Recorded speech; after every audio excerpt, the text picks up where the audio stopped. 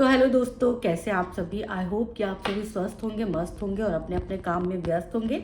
उसी व्यस्तता के बीच थोड़ा सा वक्त हमारे वीडियो के लिए ज़रूर निकाला करें।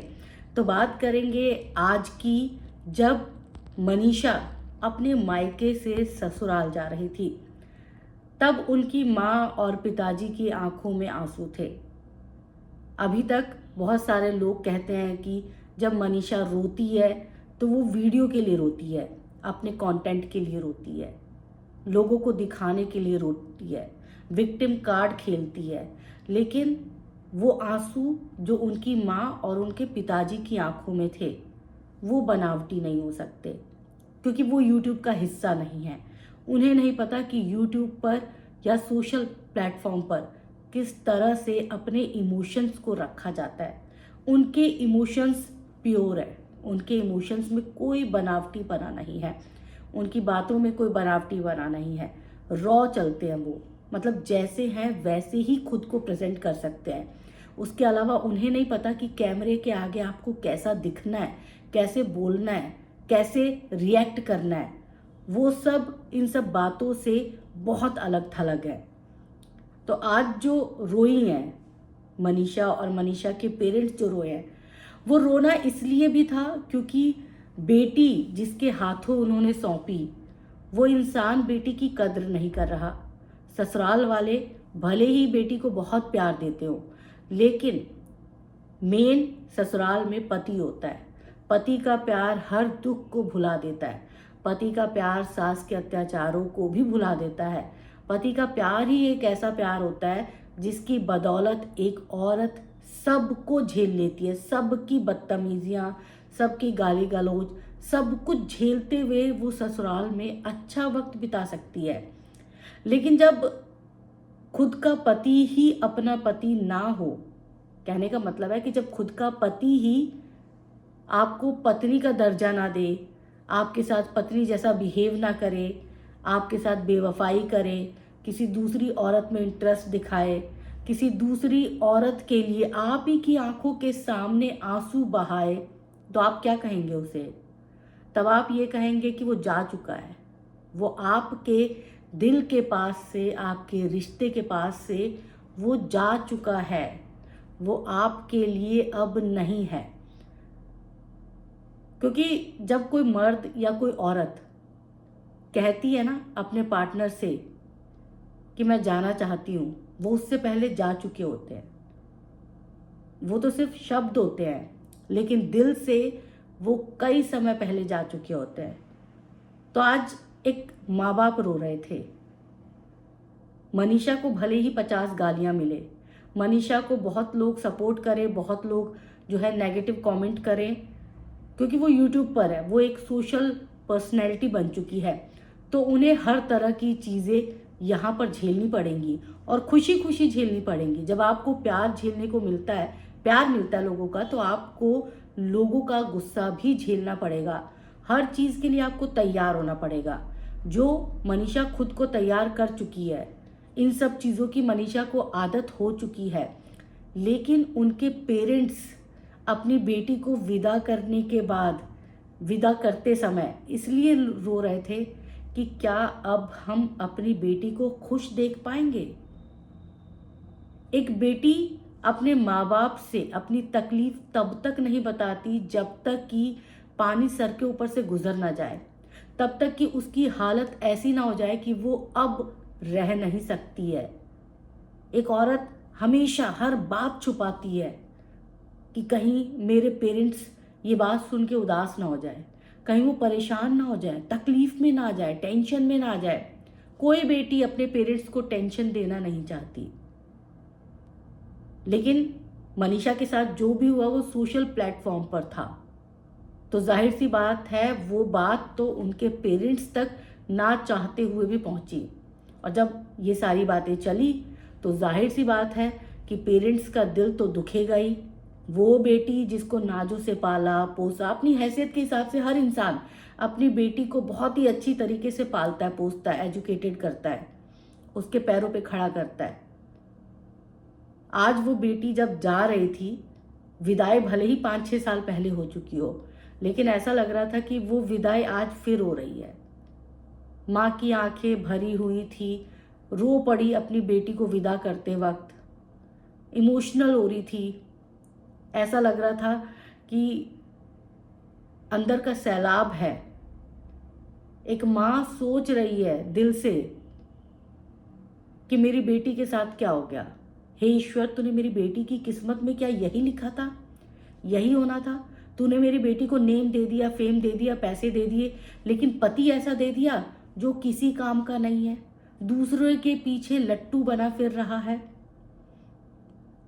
बाप की आंखों में आंसू थे कि काश मैं अपनी बेटी को अपने पास रोक लेता, काश ये अधिकार मेरे पास होता, काश मैं अपनी बेटी को जाने नहीं देता।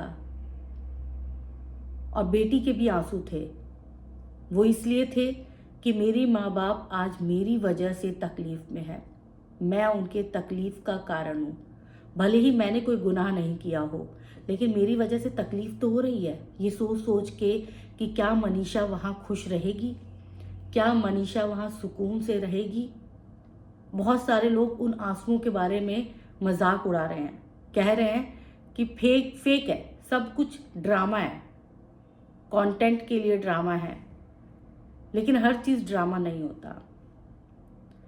जब आप रोते हो और अगर आपके वो आंसू सच्चे होते हैं तो वो कैमरा भी कैप्चर करता है, और जब आप ड्रामे के लिए करते हो तो कैमरा सच दिखाता है। तो इसीलिए उन आंसुओं पर प्लीज़ कोई कमेंट मत करिए। वो प्योर आंसू थे, वो एक माँ बाप के आंसू थे। आज भले ही ज़माना ये बोले कि भाई जगत दीदी ये, जगत भैया वो, और मनीषा भी ड्रामेबाज है, मनीषा ने भी ये किया, मनीषा भी उस औरत के बारे में बोल रही है। मैं मानती हूँ, बोला, मनीषा ने भी विक्टिम कार्ड खेला,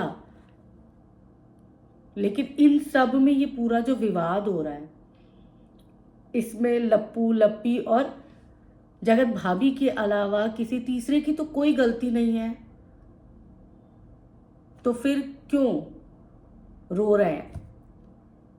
क्यों उन आंखों में आंसू है जिन आंखों में उम्मीद होनी चाहिए थी?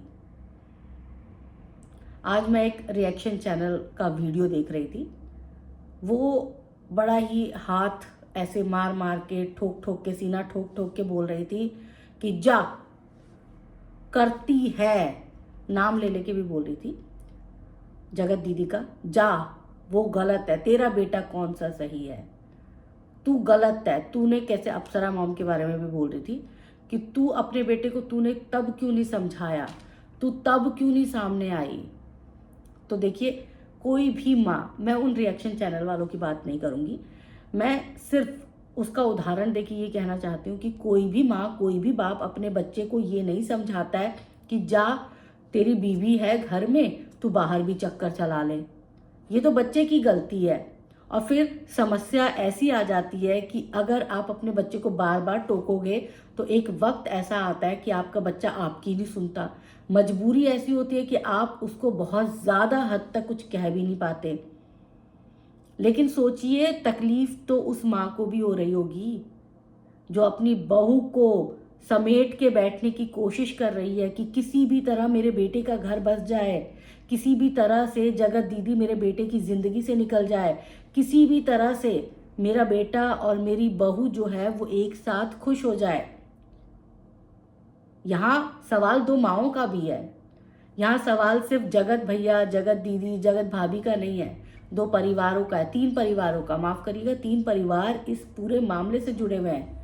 उन तीन परिवारों में एक परिवार है जगत भैया का, एक परिवार है जगत भाभी का, और एक परिवार है जगत दीदी का। ऐसा नहीं है कि जगत दीदी के परिवार में खुशियाँ हो रही होंगी, घी के दिए जल रहे होंगे। जगत दीदी के परिवार में भी मातम छाया हुआ है। कभी आपने उनकी माँ को देखा है, कभी उनके पिता को देखा है? किस दर्द, किस तकलीफ से वो जूझ रहे होंगे इस वक्त। उसके बावजूद उन्होंने अभी तक कैमरे पर किसी का जिक्र नहीं किया, नहीं बोल रहे, नहीं बोलना चाहते। शायद इसलिए भी नहीं बोलना चाहते होंगे कि हमें इस बारे में कोई बात ही नहीं करनी, जो हुआ सो हुआ, अब आगे चलते हैं। शायद ये सोच रहे होंगे, या फिर शायद कुछ और मामला होगा। कमेंट करके आप सब बताइएगा कि आपको क्या लगता है, क्योंकि दो परिवार ऐसे हैं, या फिर ये कह लीजिए कि जगत भैया का परिवार ऐसा है जो इस मामले को खूब भुना रहा है, खूब अच्छे से। लेकिन दूसरा परिवार ऐसा है जो इस मामले पर बोल तो रहा है लेकिन अपना पक्ष भी ठीक से नहीं रख पा रहा। और अपना पक्ष भी मतलब ईगो है, क्या है, किस तरह की चीज़ें चल रही हैं वहाँ पे, दिमाग में क्या बातें चल रही हैं कि अगर मैंने एक्सेप्ट कर लिया तो क्या ही हो जाएगा, अगर मैंने गलत किया है और मैं एक्सेप्ट कर लूँ तो मेरा बाइकआउट ना हो जाए। बहुत सारी चीज़ें शायद दिमाग में चल रही होंगी, इसीलिए वो सामने आके ये सारी चीज़ें बोलना नहीं चाहती हैं। इस विवाद पर चुप रहना उन्होंने मुनासिब समझा, लेकिन उस चुप्पी से उनका जो नुकसान हुआ है वो उतना ही है जितना कि जगत भैया ने उनको अपमानित करके किया है। दोनों का पलड़ा सेम है। तो ऐसे में कोई ये ना बोले कि इस परिवार का ज़्यादा नुकसान हुआ है, उस परिवार का कम हुआ है, उस परिवार का तो बहुत कम हुआ है। नुकसान तो तीनों परिवार के बराबर हुए। नुकसान देखा जाए तो तीनों परिवार एक ही तराजू में बैठे हुए हैं, ना कोई कम ना कोई ज़्यादा। पर एक परिवार ऐसा है जो उस नुकसान पर कैश हो रहा है, मतलब उस नुकसान को कैश कर रहा है। एक परिवार ऐसा है जो चुप है, शायद अपनी बेटी की खुशियों के लिए, शायद दुनिया समाज को जवाब नहीं दे सकते या नहीं देना चाहते इस वजह से। और एक परिवार ऐसा है जिसकी मजबूरी है कि उसे चुप ही रहना है। अगर वो बोले तो सामने वाले जगत भैया तो सीधा बोल देंगे, ले जाओ अपनी बेटी को, हमें नहीं रखना, मुझे नहीं रखना, मैं नहीं रहूँगा। तो इसीलिए वो परिवार चुप है, उसकी मजबूरी तो सबसे ज़्यादा है।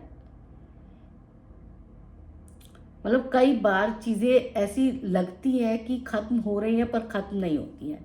और इन सब चीज़ों में सबसे ज़्यादा चीज़ें परेशान तब करती हैं जब ये आंसू निकलते हैं, फिर वो चाहे किसी भी पक्ष का हो।